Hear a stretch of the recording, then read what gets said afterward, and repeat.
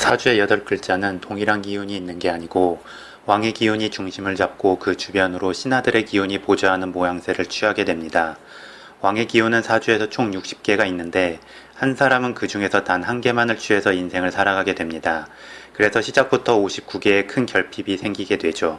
또한 그렇게 한 개 주어진 왕의 기운마저도 주변 신하들의 기운과의 관계성에서 균형과 역동성이 깨지게 됩니다. 그러면서 또 추가적인 결핍이 생기게 됩니다. 따라서 사주는 시작도 불완전하고 그 끝도 불완전하기에 어떤 완성, 완전함 등을 추구하기보다는 본인에게 주어진 한 개의 왕의 기운이라도 잘 살려보고자 함에 집중을 하게 됩니다.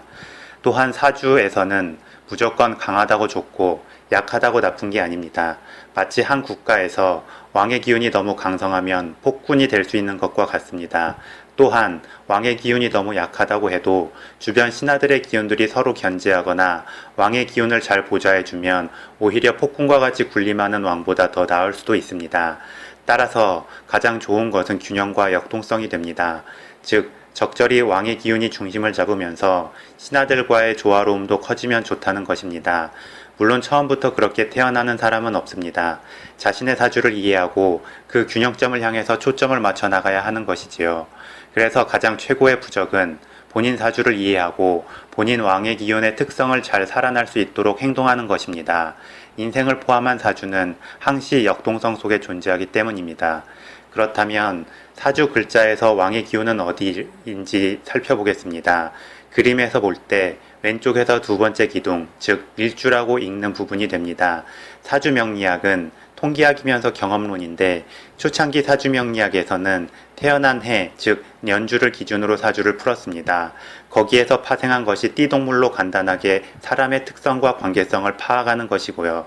그런데 연주를 기준으로 하는 게 잘 맞지를 않아서 그 다음에는 월주를 기준으로 해보았고 또 안 맞아서 일주를 기준으로 사주를 풀었는데 너무 잘 맞는 것을 발견했습니다. 그렇게 일주론이라는 것이 탄생을 하게 된 것이고요. 그래서 다음 시간부터는 이 일주의 60가지 기운, 즉 왕의 기운의 특성을 하나씩 풀어가도록 하겠습니다. 60가지 일주의 특성은 이해가 깊어지면 깊어질수록 좋습니다. 물론 일주 하나 이해했다고 한 사람을 온전히 알 수 있는 것은 아니지만 일주의 특성이 그 사람이 추구해야 할 강점과 조심해야 할 약점을 알 수 있는 기준이 됩니다. 그리고 3분 정도의 시간으로는 60가지 일주 중에서 한 가지도 제대로 설명하기 힘듭니다. 다만 핵심이 되는 각 특성을 먼저 영상 강의로 쭉 풀어드린 다음에 세부적인 것은 추후에 다시 보강을 하거나 아니면 블로그 등에 좀 더 자료를 올려서 참고하실 수 있도록 하겠습니다. 이 강의의 목적은 모든 사람 사주를 잘 푸는 게 우선이 아니고 일단 각자 자신의 사주를 한번 풀 수 있도록 해보는 것에 있으니까요. 60가지 일주를 푸는 중에 자신의 일주가 나올 때까지 좀 지루하실 수도 있지만 다른 일주의 특성들을 이해해 나가다 보면 자신의 일주도 더 잘 파악을 하실 수 있습니다. 더불어 사주는 모든 기륭화복의 시작이 자신에게서 시작하고 그 중에서 성향의 영향이 크다고 봅니다. 이 성향적 특성은 습관으로 이어지고 신체의 균형 상태에도 영향을 미치게 됩니다. 따라서 일주론을 근간으로 한 자신의 성향 분석이 제대로 되어야 그 다음으로 운세 변화와 균형 잡기 위한 처방이 나올 수 있습니다. 사실 운세 변화의 흐름도 결국은 자신의 성향의 결과물이 됩니다. 각자의 성향적 특성을 바탕으로 우리는 같은 선택의 기로에서도 다른 선택을 하기 때문입니다.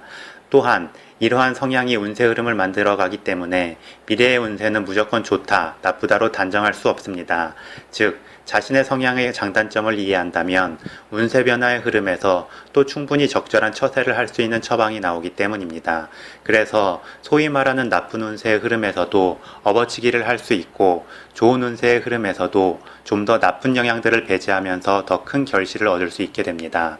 그렇다면 사주가 균형과 역동성을 중시하니까 어떤 평균점을 향해 가는 것을 목표로 하는 것 아니냐는 의문을 가질 수 있습니다. 그런데 사주에서 추구하는 것은 자신의 왕의 기운의 장단점을 이해하고 그것의 장점이 잘 발현될 수 있도록 하는 것에 있습니다. 그래서 비유를 들자면 요리에 양념을 치는 것과 같습니다. 즉 본질은 그대로이지만 양념의 특성에 따라서 그 본질적 특성이 더 잘 살아나고 전체 풍미를 바꿔주는 것과 같습니다. 그래서 사주에서의 처방은 넛지옥과의 비유하기도 합니다. 그럼 다음 강의부터 60가지 일주의 특성에 대한 분석을 시작해 보도록 하겠습니다.